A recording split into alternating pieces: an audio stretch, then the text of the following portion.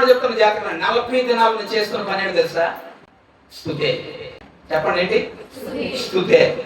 నేను అనుకున్నాను, అయ్యా స్తుతి ఎరుకో గోడలు పగలగొడితే స్తుతి సంఘాన్ని బాగు చేస్తుందయ్యా. ఈ స్తుతి చెల్లిస్తుంటే ఆ యుద్ధంలో గెలిస్తే దేనితో పోరాడుతున్నామో, ఆర్థిక సమస్యలతోట, అనారోగ్య సమస్యలతోట, కుటుంబ సమస్యలతోట, ఇక ఏ పరిస్థితి అయినా కానీ ఆ యుద్ధంలో మనమే గెలుస్తాం. ఏమంటాం తెలుసా?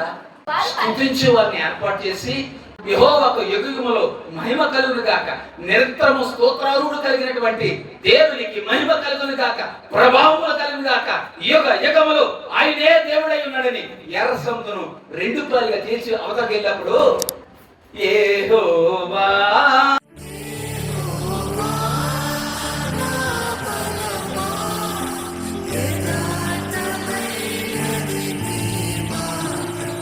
ఆయన అద్భుతాలు చేసినప్పుడు నువ్వు బలం గలవాడయ్యా, నీ ఎంత వాడు ఎవరు లేరయ్యా అని ఏం చేశారు తెలుసా? ఎర్ర సముద్రం దాటిన తర్వాత అబ్బా నీ ఎంత సూర్యుడు, నీ ఎంత దేవుడు, గొప్ప దేవుడు లేడయ్యా అని నువ్వు నిరంతరము స్తోత్రాలుడు అయ్యా, నీ కృప నిరంతరం ఉండును గాక అని సంతోషించి ఆయన పొగిడిన వారే సూరు అరణ్యంలోకి వెళ్ళి ఏమి దేవుడో ఏమైనా మమ్మల్ని సంపేయాలని తీసుకొచ్చాడా ఈ అరణ్యంలోకి? మోసే ఇక్కడ నువ్వు పెద్ద నాయకుడివి, నువ్వు పెద్ద సేవకుడివి, రా. చాలా మంది అలాంటారు కదా, ఇది ఒక పాస్టర్ ఏమంటారండి, నేను ఒక పాస్టర్ అన్నట్లకి ఒప్పుకట్టాడు. పాస్టర్లు ఎలా ఉంటారండి? మరి ఏం మాట్లాడకూడదు, మరి పాస్టర్ అంటే మరి ఎంత జిప్ వేసుకొని ఉండాలా, మాట్లాడొద్దు, ఎటు చూడద్దు, నెమ్మదిగా అలాగా. కొన్ని ఉంటాయి, జంతువులు ఉంటాయి చూడండి, అసలు కథలో చేయగలిగి ఉంటాయి, అలా కాలు చేతులు పడిపోయిన వాళ్ళగా ఉండాలి పాస్టర్ అంటే. అంతేనమ్మా మీ దృష్టిలో? మీరు మంచివాళ్ళు, మీరు దేవునికి స్తోత్రం, హల్లెలూయా. అందరూ దృష్టిలో ఏంటంటే పాస్టర్ ఎలా మాట్లాడొచ్చా, మరి ఎలా మాట్లాడాలి? అలాంటి ఏలియా లాంటి వాళ్ళు ఉండాలి ఇక్కడ. ఎవరు? ఏలియా ప్రవక్త ఉన్నాడు చూడండి, అలాంటి ప్రవక్తలు ఇప్పుడు ఉండాలా? ఇప్పుడు ఉండడం కష్టం అనేసి ఇలాంటి వాళ్ళు పెట్టాడు. ఏలియా ప్రవక్తలు లాంటి వాళ్ళు ఉన్నారనుకోండి, ఒక్కరు ఉండరు అక్కడ. ఆయన డైరెక్టర్ గా నువ్వు కాలిపోవు కాకంటే కాలిపోతాడు అన్నాడా లేదా? 50 మంది వస్తే నేనే నిజమైన దైవజనుడు అయితే ఆకాశం తగ్గి వచ్చి కాలిపోవాలన్నాడు. మొత్తం గూడైపోయాడు. ఆ పక్కన చూసి ఏం సేవకుడు ఏమి లోప కోపం అయిపోతాడు. ఏమిటి? ఉప్పు, కారం, పెరుగు, ఏపుళ్ళు, బిర్యానీలు, జాయింట్ బిర్యానీ అన్ని నేను కూడా తింటున్నా. తింటే తిన్నావు, కోపం ఎందుకు ఉంటుంది నీకు? కోపం ఎవరి మీద పడట్లే. కోపం పడండి కానీ పాపం అయ్యేదాకా, అంటే కోపం ఎప్పుడు దాకా ఉండాలంటే అస్తమయము ఎక్కడాకండి, సూర్యుడు అస్తమయం అయిపోయే లోపే వెళ్ళి సమాధానం పడాలి. ఒకవేళ సమాధానం పడకుండా పాపం ఎప్పుడవుతుంది తెలుసా? కోపం అంటే అది ఒక్క పాయింట్ పట్టుకొని, మరి పాస్టర్ గారు అంటే కోపం పడకూడదండి. దేని విషయంలో చిన్న చిన్న పిల్లలు కూడా కలుసుకోకుండా మొత్తం పిల్లలు కూడా ఏమన్నా అలా ఉండిపోతే ఎలాగండి? మరి చెప్పాల్సిన గద్దించడం, బుద్ధి చెప్పడం ఉండాలా లేదా? వాక్యం ఏమవుతాముడు? గద్దించి బుద్ధి చెప్పాలని ఉందా లేదా? మరి కోపం పెట్టింది బాబా అంత కలిసేసాడు అని ఉండకూడదు. కోపం ఎప్పుడు దాకా ఉండాలంటే అస్తమయం అయ్యే లోపలనే వెళ్ళి సమాధానం పడాలట. అప్పుడు నీ అర్పణ వచ్చి అర్పించాలి కదా. కొంతమంది ఎలా నిర్ణయాలు తీసుకుంటారు తెలుసా? నా కంఠంలో ప్రాణం ఉండగా వాళ్ళ గుమ్మమెట్టు అడుగట్టినంతే ఏమనుకుంటాను మరి. కోపం రోషంగా తెస్తే దేవుళ్ళలో ఉండదు. రోషం యేసుపాతులాగా రోషం కలిగిన ఫినిహాస్ లాగా దేవుని కూర్చున్నటువంటి రోషం కలిగిన వారు కావాలండి. రోదన చేసిన స్త్రీలు కావాలి, రోదన చేసిన పురుషులు కావాలి. ఇప్పుడు అంత్యకాలంలో ఉన్నాం, అపాయకరమైన దినాలు ఉన్నాం. కానీ ఉన్న నిజమైన క్రైస్తవుడు కలవరపడ్డారు, దీవించబడతారు, ఆశ్రయించబడతారు. లాస్ట్ వరకు కూడా తొల తూగుతూ, లాస్ట్ వరకు కూడా ఎత్తబడే గుంపులోకి చేరే వరకు యేసు ప్రభు వస్తున్నాడు. కానీ ఆ ఎత్తే వరకు కూడా నువ్వు పరలోకం అనుభవం ఇక్కడ అనుభవిస్తావు. ఆమేన్. పరలోక వైభవం ఇక్కడ అనుభవిస్తావు నువ్వు. ఎప్పుడు తెలుసా? ఆయన్ని బతిమాలుకొని ఆయన సన్నిధికి వచ్చి ప్రార్థన చేసి సంసోను పశ్చాత్తాపడినట్లుగా పశ్చాత్తాపడి దేవుని సన్నిధికి వచ్చు. యెహోషాపాతు రాజు తన జనులందరినీ తీసుకెళ్లి సాష్టాంగ దేవుని మందిరంలో పడిపోయాడు, ప్రార్థన చేశాడు. అయిన తర్వాత వదిలాడా? ఇంక దేవుడు చూసుకుంటా అన్నాడా? యుద్ధానికి బయలుదేరే ముందు, సైన్యానికి ముందు ఏం పెట్టాడు? స్తుతించిన వాళ్ళని, పాటలు పాడిన వారిని, వాయిద్యాలు వాయించిన వారిని ముందు పెట్టాడా లేదా? అసలు ఎప్పుడైనా పెడతారండి అది? మనం ఎక్కడికైనా వెళ్ళాలంటే ఏమవుతుంది? పాటలు పాడకుండా వెళ్దామని అనుకుంటామా? అక్కడ యుద్ధం జయించాలంటే, సమస్య జయించాలంటే, బాధ నుంచి తప్పించబడాలంటే, ఒక్కరి నుంచి తప్పించబడాలంటే ఏం చేయాలి? స్తుతించాలి, దేవుని మందిరానికి రావాలి, ఆరాధించాలి, స్తుతించాలి. అప్పుడు ఇది మొదలుకొని నీకు ఆశీర్వాదమో ఆశీర్వాదం. ఆమేన్, హల్లెలూయా. యుద్ధం గెలిచేశారు. ఎందుకని? స్తుతించారు కాబట్టి, పాటలు పాడారు కాబట్టి. ముందు ఎవరిని పెట్టాడు? దేవుని ముందు తీసుకెళ్ళాడండి. ముందు తీసుకెళ్తే యుద్ధం గెలిచేశారు. అక్కడతో అయిపోయిందా? నువ్వు నిజంగా ప్రార్థన చేసి, నిజంగా ఆరాధించి, దేవా నీవు తప్ప నాకు వేరే దిక్కు లేదు, నీవే నువ్వు నాకు ఈ సమస్యను పోగొట్టుతావు, నీవే అనారోగ్యం నుంచి ఆరోగ్యపరుస్తావు, నీవే ఈ కార్యం జరిగించగలుగుతావు, నీవు తప్ప సూర కార్యం జరిగించిన వాడు మరొకడు లేడు అని ఆయన మీద పరిపూర్ణంగా ఆధారపడిపోతే ఇంకొక ఆశీర్వాదం ఏంటయ్యా అంటే, యుద్ధాలు గెలిచారు, బెరాకాలోయలోకి వెళ్ళారు. వెళ్ళిన తర్వాత ఏం జరిగింది చూడండి. ఏం చేశారమ్మా? కృతజ్ఞతాస్తుతులు చెల్లించారండి. మరి ఏం చేశారు? యుద్ధం ఎప్పుడైతే జరిగిందో ఆ యుద్ధంలో గెలిచారు. ఎలా గెలిచారు తెలుసా? ఆ 3 దేశాలు కలిసి వచ్చినప్పుడు ఆ మోయాబులు, అమోరియలు వీళ్ళందరూ వచ్చి వాళ్ళే తెలియకుండా వాళ్ళే పొడిచి తెచ్చిపోయారు. వీడెవడో మన శత్రువులా ఉన్నాడని తారుమారు చేసి పడేశాడు దేవుడు.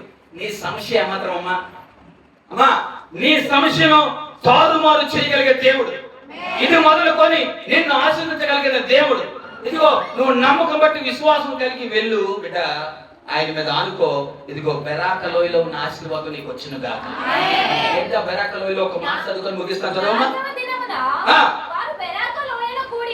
ఎక్కడ కూడి? రమేలో బెరాక లోయలో కూడి అక్కడ వారు ఏం చేశారమ్మా? కృతజ్ఞతాస్తుతులు చెల్లించారు. ఒక దేవుడు ఒక ఫలం ఇచ్చాడు అనుకోండి, దేవుడు మీకు ఒక కార్యం జరిగించాడు అనుకోండి, దేవుడు ఒక అద్భుతం మీ పట్ల జరిగించాడు అనుకోండి, ఏం చేయాలి?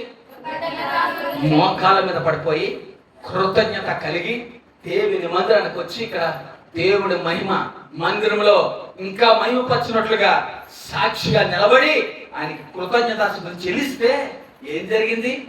చదవమ్మా. యెహోషాపాతును దగ్గరకు రాగా ఆ శవముల యొద్ద విస్తారమైన ధనమును, ప్రశస్తమైన నగలు, 24 క్యారెట్స్ కాదు, అంతకమించి 3 దినాలు వచ్చుకున్నారట. ఏమన్నా దమ్మ కిందనే ఎక్కువగా ఒలుచుకొని కొల్లసొమ్ము అతి విస్తారమైన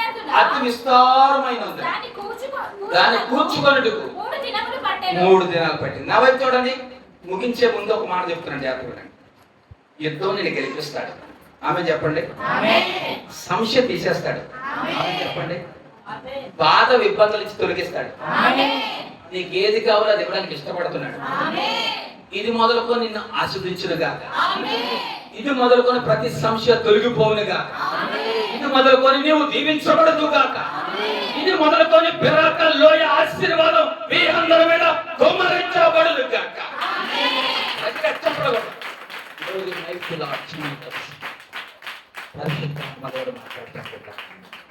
ఇక్కడ గుర్తుంచుకోండి, ఆ బెరాక లోయలో 3 దినాలు ఏరుకున్నారు. ఏంటి? బంగారు, ప్రశస్తమైన బంగారం. ఏం బంగారం అంటే 22, 24 ఎలాంటిది కాదు, అది ప్రశస్తమైన బంగారం. ఇప్పుడు 22, 23, 24 ఉన్నాయి కదా, 7,000 దిగింది అది రేటు. అయినా కొనలేదు, ఇంకా 1,00,000 పైనే ఉంది. ఇప్పుడు కిందకి ఇంకా దిగిపోతే అది కూడా పెద్ద ప్రశస్తమైనది కాదని. కానీ ఇక్కడ ఏమంటారు? ప్రశస్తమైన బంగారము వారు ఏరుకోనంతగా మీరు పొందుకొని నిలబడ తెలుసామా? నా వైపు చూడండి, మంచి మాట చెప్తారు. ₹1 మాట మీరు ఎక్కడ పొందలేదు నా యేసయ్య దగ్గర ఉందమ్మా. ఎక్కడ పొందుకోలేదు. నా ఆశ అదే. అమ్మా నా వైపు చూడండి, ఒకసారి నా వైపు చూడండి. నా కోరిక, నా ప్రణాళిక, ఒక పాఠం చూడండి. నా కోరిక నీ ప్రణాళిక